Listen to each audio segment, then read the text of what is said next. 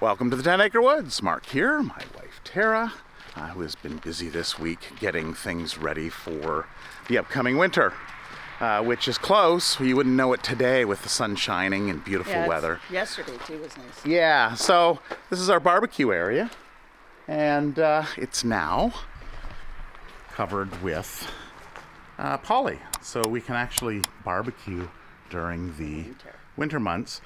And we also use it for storage. Yeah. So we do this each year just to kind of close off the buildings.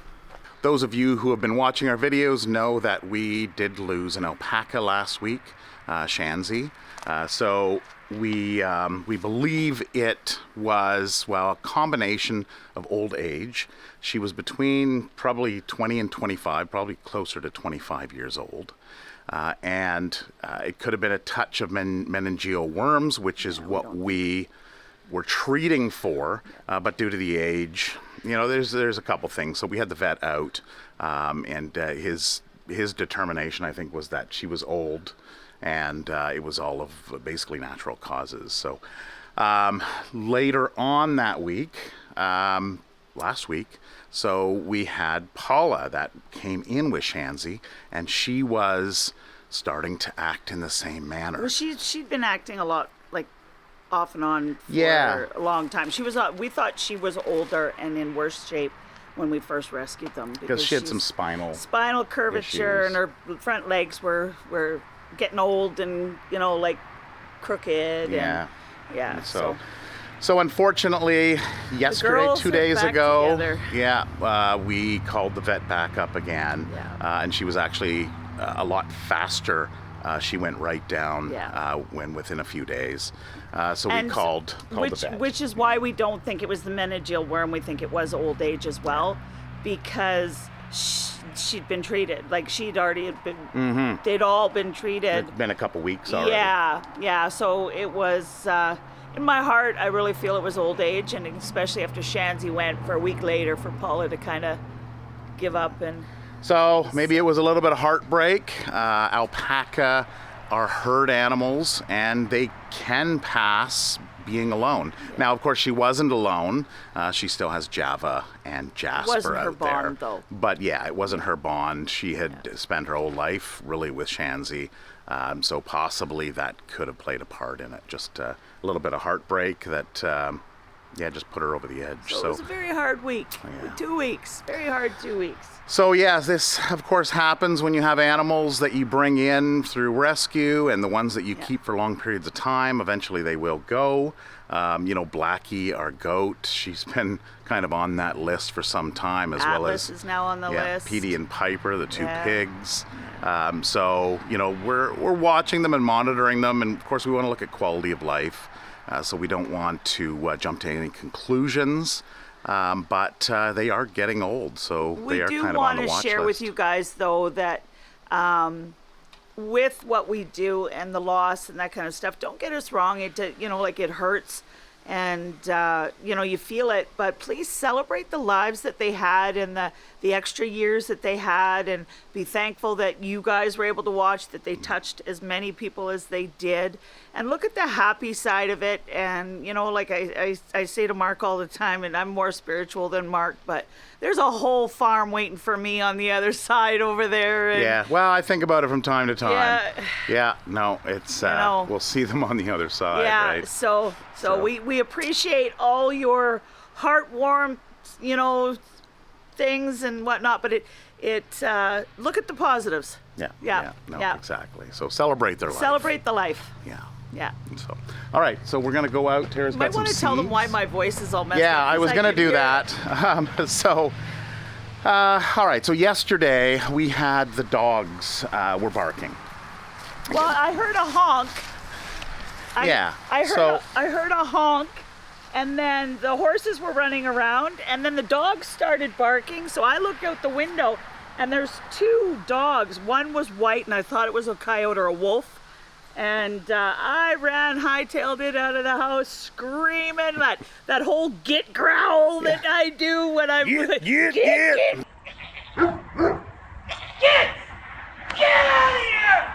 So she was yelling pretty good, and And the dogs were like, yeah, we're listening and we're going to try to get out. They did get shocked a few times getting out. We think, well, there was a car that drove by shortly after yelling. It sounded like yelling for names. Yeah. So I'm guessing that they did get picked up down here. It was a white and a brown shepherd, a white shepherd and a brown shepherd, but yeah, I came out of the house in full mama mode and get out. Normally I like to try to, if we get strays, they're never usually in the pens. They're usually like in the yard, and because of the electric fence. But these two were running around chasing. Well, them. And the one thing, Billy, which is a big, mean, tough Billy. He's about as tough as. He can take out a dog. He can take out a bear. Well, yeah. So basically, none of the cameras I have are pointing up at that area, but my Track Mix camera, my newest camera that I put here, went out, and he was just, you can see him in the video, run out onto the driveway and kind of look back, and he's like, "What are those things?" And for all of the rest of the day yesterday, we looked out and he was kind of over by the tire, kind of just watching the tree line. Scaredy cat. So yeah, just a scaredy cat. So it was funny. We caught Poot. You did catch Poot. Right there. Oh. Okay, so we have a live trap set up for cats. Come on, Poot. Come on. So Poot came in earlier this summer, and she's just a rabbit that we just let out and run around. She doesn't get along with other rabbits. There she goes. She goes underneath, and she just hangs out here on the farm and kind of goes where she wants to go.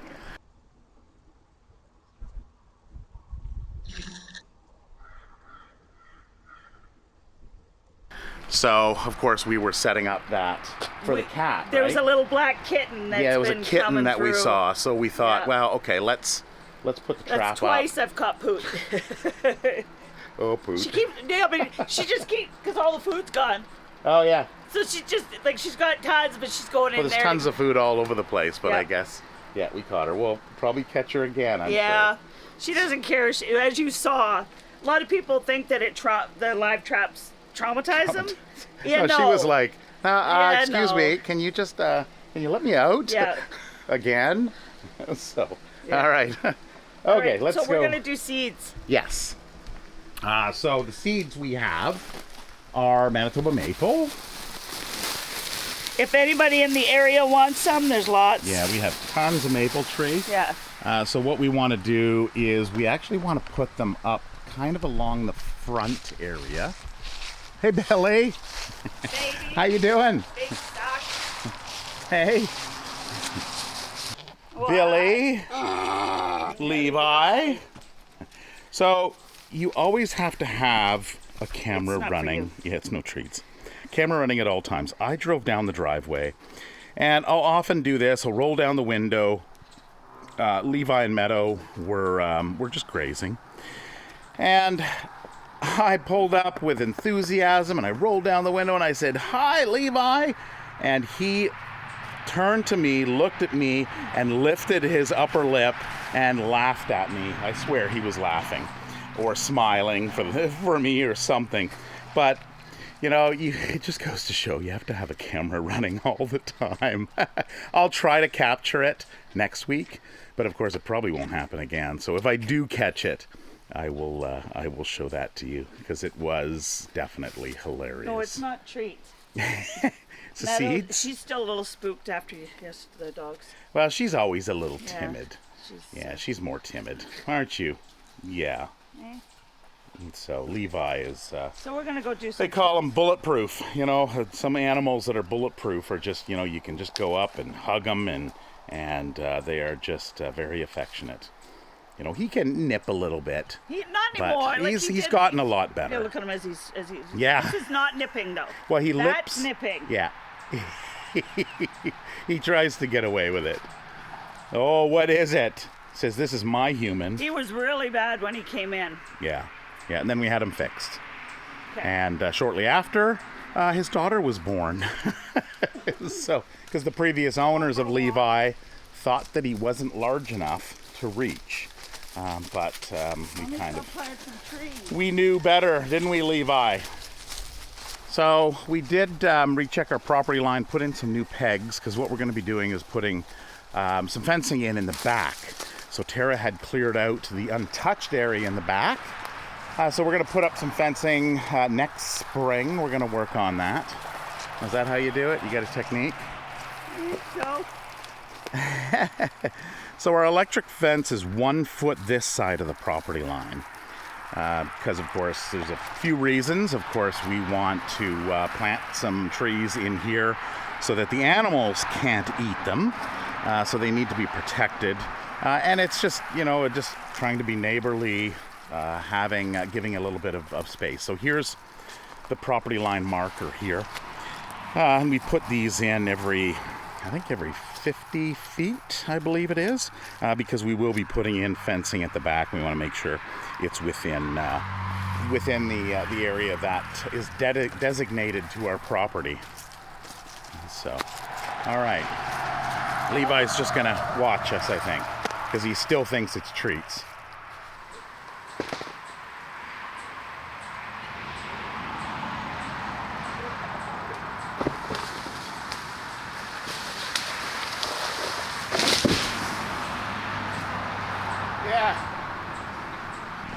Okay, there it is. So what we're doing is we're going around checking for what are called widowmakers, which are trees that could fall and hurt somebody, including our beloved animals. So, oh, there, look at that. Yeah. What do you think, Billy? Something to jump up on and play? We'll beat that up for the day. Yeah.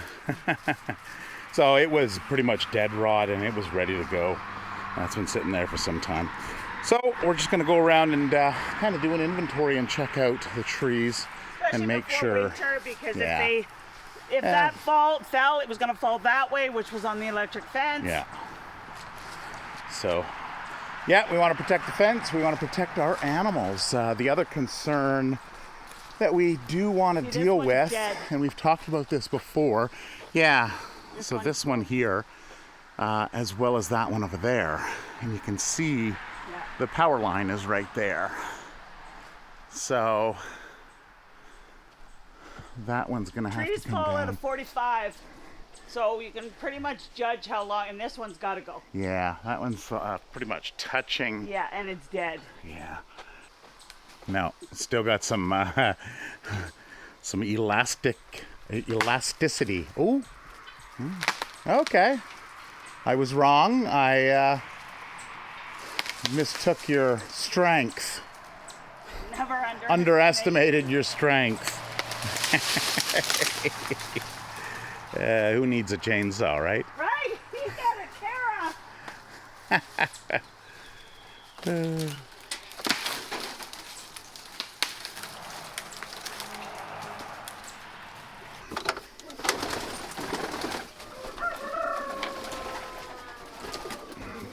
Good afternoon, pigeons.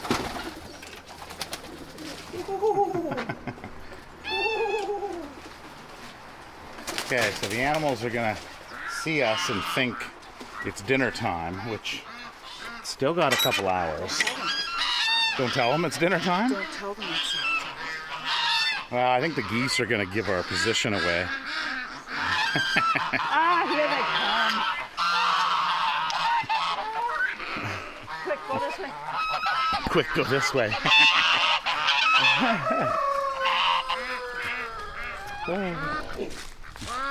Oh, Edie.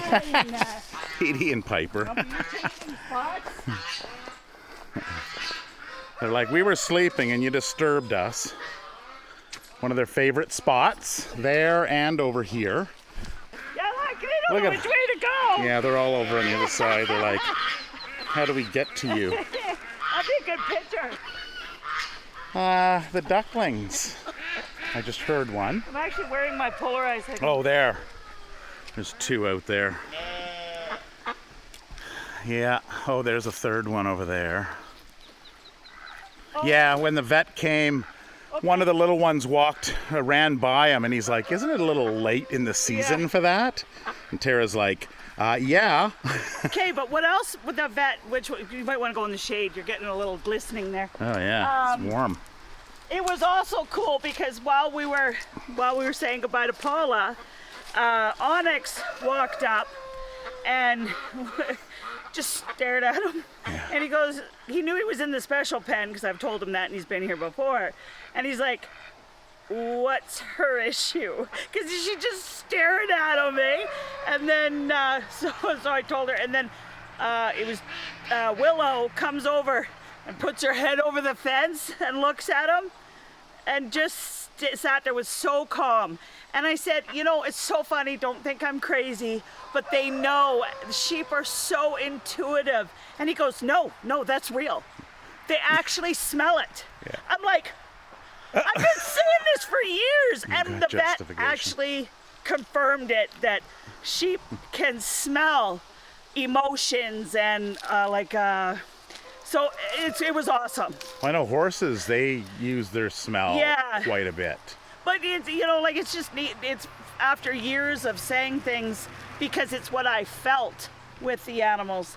To now have things like that validated are so cool. Like breeding goats to reset their mind and body. It's now being proven in studies, and it's like, wow, I'm not crazy all these years, right?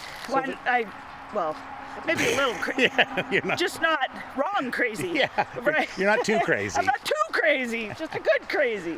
So one other thing is the geese. So there's 3 geese. There's a Gwen and Glenn, which are over there. And then, is the small one have a name? I don't think she's named the I small don't think one. so. So the 3 of them are there. 1, 2, and 3. Instead of focusing on the messages of stories, let's try to find a name, but it's got to be a G name. Gwen, Glenn, and baby. Yeah. Let's focus on a G name for the baby goose. They are starting to fly, or they are flying. They all fly now. So I don't know if you caught that. When we were just coming out, one of them landed in the pond. Actually, a couple of them may have. Maybe if I replay this, you might see it, if I caught it. But they're flying, so that's great. Even Gwen, who had angel wing. No, Gwen was the one that had shot. Right, it was Glenn that had angel wing. Gwen had angel wing. We Yeah. never, we knew it was going to take years for Gwen to heal the underneath of her chest and whatnot from a gunshot wound. And they all fly now. So excited. They're not contained. I love it because they fly out, they fly in, and I love it. Yeah. But look how terrible this mother is. Oh, yeah, I know. I'm looking and I see Well, there's 1, babies 2, all 3, over. 4. There's someone over here. It's the one over there? Glasses. Oh, further over under the lighthouse. Are you kidding me? Well, I think that's if you're a mom and you have your kids running around, I don't know if it's entirely her fault. Usually human parents tell their kids and give them an ultimatum or something, but... Well, if you get lost, it's not my fault. Yeah. Because at night, because it was why I say it, because at night our windows are open and you can hear there's one duckling. Yeah. Mom, mom, mom, mom, mom. And it's like, terrible time of year. So the other ones that came in, which we thought were rowan ducks, but were actually mallards. So there's 1, 2, 3, 4, 5, 6, and 7. Is that one over there? Oh, wait, 7? no, there's only 6. Yeah, 6. So these guys are also flying, and so it'll be interesting to see. They should, they should head off. The chests of the males are starting to get darker. Oh, and yeah, you can see them. So Wow, so one you guys female? can now fly. Well, and we were just talking about it yesterday about putting up fencing. So these look like they're about 16 feet apart. Because we did kind of pre-plan that for an 8-foot span by just putting one pole in the middle in between them. But with 16 feet, which is I believe what we are at the front as well, we were thinking about just putting stucco wire right Dogs across. were right back here. You figure they were back here? Yeah, this is all worn down, unless it's either, because this is all trampled here, and there's no pole from when we were See how it's all trampled? Yeah. Well, it could be any number of. There's nothing here. So, and just another reason, like we've got 5-wire electric fence here, which is a predatory wire. But even with that stucco wire going across the other side of it, we may even put some electric. Well, we'll put electric wire on the inside, just so that the animals don't test it. But we may even do something from the outside as well. Put one strand of wire across there. Like to put cameras all back here too. Yeah, to watch them. Watch the fence line. Yeah, just to make sure that if something does happen, we're alerted. What's the sheeps doing? It looks like, that's George. George there, and that is, it looks like Willow. Yeah, Willow with the long tail. JJ's also got a long tail, but he doesn't have the eyeliner. Oh, there's Willow. I bet you that's Willow over there. And Bronwyn, of course. And then Turbo. Hi, Turbo. What are you doing? Hey? What are you doing? Nothing? Oh, you silly boy. You silly boy? Hey? Yeah. What's... That's newly fallen too. Oh, yeah.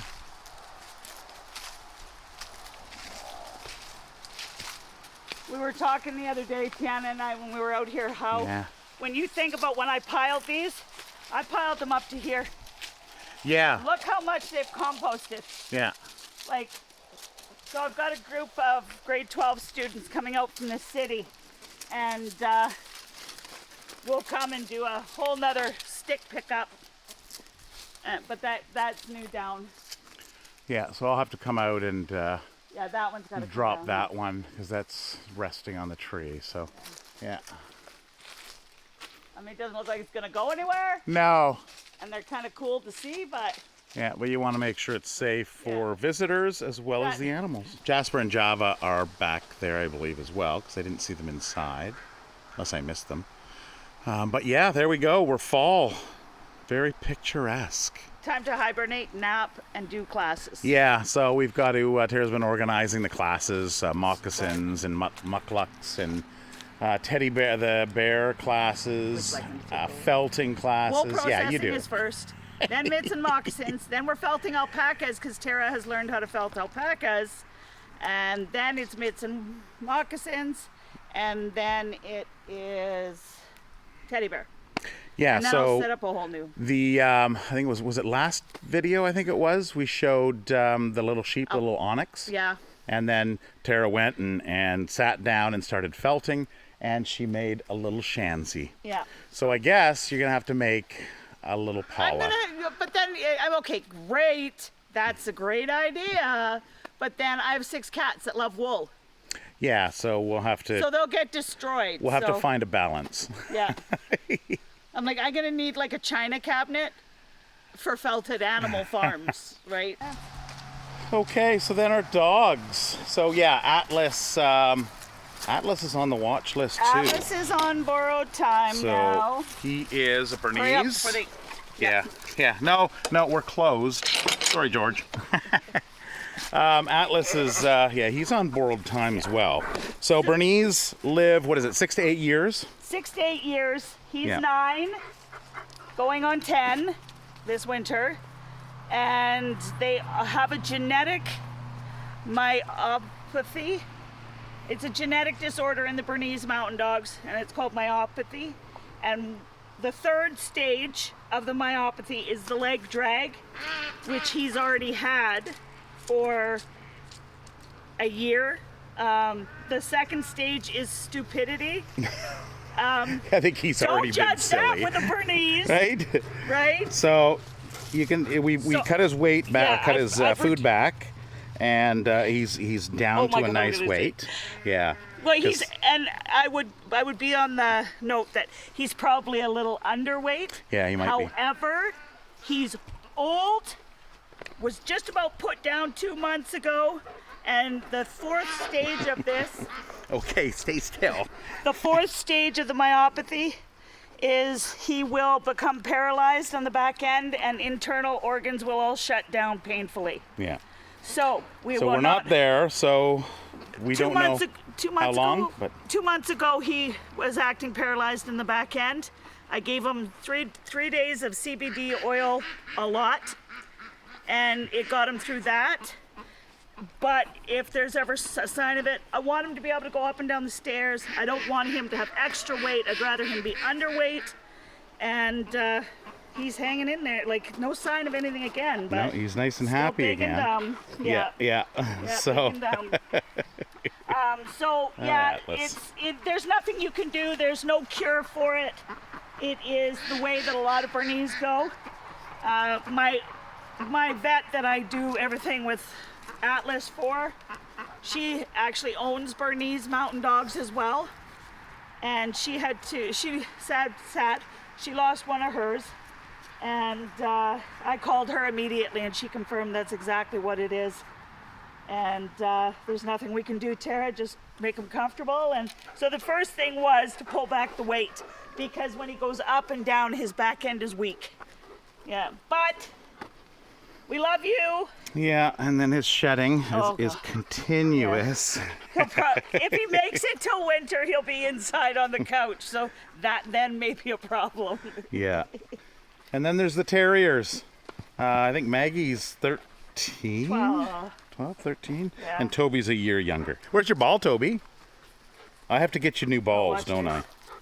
We discovered these the other day. Oh, raspberries? Yeah.